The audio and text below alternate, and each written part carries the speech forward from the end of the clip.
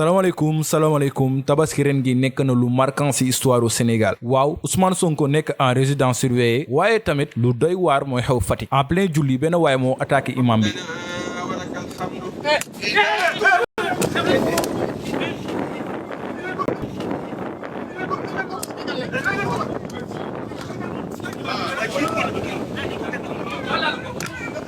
selon information yi am ndaw bii attaque imam bi àndul ak xelam te jamono jilee waa ji ñoo ngi koy yóbbu jëmale ko hôpital Dalal Xel kantaay imam bi moo ngi ci jàmm salaam dafa jël lépp teg suñu loxoy borom mbir mi ba mu paasee dafa dellu Daaru Salaam xew-xew bi nag choqué na sénégalais yu bari parce que lu mel nii mësuñu ko fee gis.